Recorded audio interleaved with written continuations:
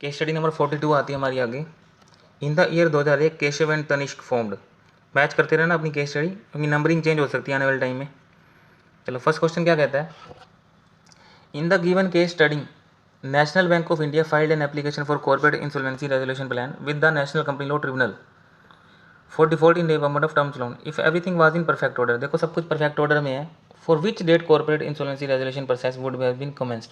Direct question है, जब आप एप्लीकेशन प्रोवाइड करते हो ना, आपकी एप्लीकेशन एक्सेप्ट हो जाती है। अब वो एक्सेप्ट हो जाएगी ना, वहाँ से आपका CIRP शुरू होएगा। तो पहला पॉइंट क्या कहता है, from the date of admission of application. ये लो पहला पॉइंट मैच हो गया अपना। जब आपका एडमिशन हो जाता है, यानी कि वो एडमिट हो जाती है आपकी एप्लीकेशन, वहाँ से CIRP स्टार्ट हो जाता है। क्योंकि ना वो आपकी रिजेक्ट भी तो हो सकती है ना, तो CIRP पहले थोड़ी स्टार्ट हो जाएगा रिजेक्ट में। इसका मतलब पहले एक्सेप्ट होएगी तो ही तो CIRP स्टार्ट होएगा। पहला काम यही होता है ना, एक्सेप्ट करते CIRP स्टार्ट करना है आपको। ठीक है, तो एडमिट तो हो जाने दो। पहला आंसर मैच अपना। Suppose Radhika has given a loan 15 lakh to KBCPL which remain outstanding with the corporate insolvency resolution process was order as a financial creditor whether she could be part of the committee of creditor. इस question के अंदर राधिका ना director है, राधिका और उसका husband company का director है। अब राधिका ने लोन दिया, यहाँ तक तो तेरी बात समझ आती थी कि तू फाइनेंशियल क्रेडिटर बन गई, लेकिन चक्कर पता है क्या पड़ गया, तू डायरेक्टर है ना, तो कंपनी की डायरेक्टर भी तो है। अब कंपनी की डायरेक्टर है तो कंपनी और उसका आपस में क्या होगा, रिलेशन हो गया। डायरेक्टर और कंपनी तो आपस में रिलेटिव होते हैं ना, तो रिलेटेड पार्टी है, उसके चक्कर में ये कमेटी ऑफ क्रेडिटर में आएगी नहीं। वैसे तो ये कमेटी ऑफ क्रेडिटर का पार्ट बन जाती, क्योंकि ये फाइनेंशियल क्रेडिटर तो ये है, बट फाइनेंशियल क्रेडिटर के साथ ये रिलेटिव है, तो चक्कर क्या हो गया, अब ये COC का पार्ट नहीं बनेगी। तो no she is a director of a KBCC could not be part of the committee of creditor, नहीं बन सकती। In the case study given case study Ketan builder construction private limited has demanded advance payment 80% पे, और RERA के अंदर आपके साफ साफ लिखा हो कि 10% से ज़्यादा आप एडवांस पेमेंट ले ही नहीं सकते। अब इस केस स्टडी में वो कहता था मेरे को 80% एडवांस में चाहिए और 20% बाद में दे देना। भाई अलाउड ही नहीं है, 10% से ज़्यादा तो ले ही नहीं सकता, not more than 10%। Suppose the application for corporate insolvency resolution process against KBCPL filed by National Bank of India was the National Company Law Tribunal.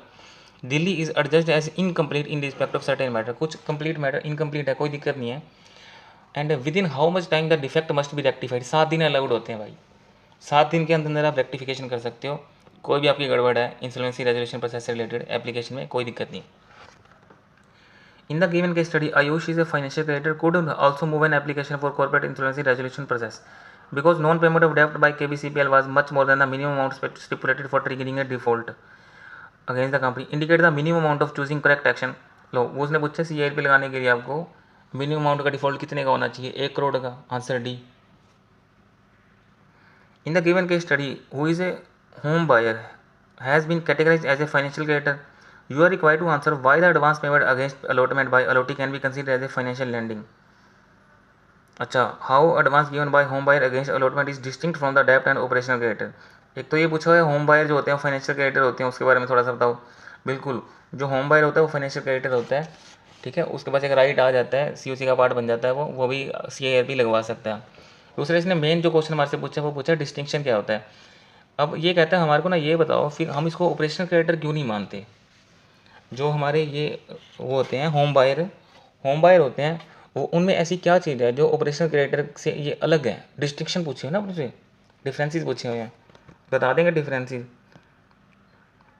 ये देखो वैसे अपने को याद तो नहीं करने, फिर भी मैं बता देता हूँ। Role of supplier, operational creditor जो होता है इन ऑपरेशनल डेप्ट a person who supply the goods and service, वो क्रेडिटर बन जाता है। और एडवांस बाय द अलॉटी के अंदर क्या होता है, in the case of a real estate developer the developer who is the supplier of the flat, वो डेप्टर होता है। टाइम वैल्यू ऑफ मनी का फर्क होता है। Payment made in advance for the good service are not made to the funds of the manufacture of such goods provision of such service, बल्कि उधर अगर आप उधर बात करें तो advance by allottee against allotment is fund the developer to construct the apartment and flats, उसमें आप एडवांस देते हैं कि तू ये काम शुरू कर। Operational creditor has no interest in its stake in the corporate debtor business. अब मान लो ऑपरेशनल क्रेडिटर होता है, उसने तो रॉ मटेरियल दे दिया, अब मेरा कंपनी के अंदर कोई लिंक थोड़ी है, कंपनी के अंदर काम, कंपनी अपना काम कर रही है, मेरा उसके अंदर कोई इंटरेस्ट थोड़ी है। और जबकि एडवांस बाय अलॉटी के अंदर तो मेरा ही प्रोजेक्ट बन रहा है। और allottee of real estate project is a which are concern with the financial health of the corporate debtor, तो उसको तो उसका ध्यान रखना पड़ता है ना, वो मेरा ही घर बना रहा है वहाँ पे, तो फ़र्क होता है, वो ये बता रहा है। क्वेश्चन नंबर हमारे 7 क्या पूछ रहे हैं, कैन ए पर्सन ऑल्सो भी operational creditor apart from be के फाइनेंशियल क्रेडिटर। बिल्कुल यार, मान लो मैंने कंपनी को फाइनेंस लोन प्रोवाइड कर दिया, ठीक है, फाइनेंस प्रोवाइड कर दिया, लोन दे दिया उसको, ठीक है, तो मैं उसका फाइनेंशियल क्रेडिटर बन गया। अब उसी कंपनी ने मेरे से रॉ मटेरियल खरीद लिया तो मैं उसका ऑपरेशनल क्रेडिटर बन गया।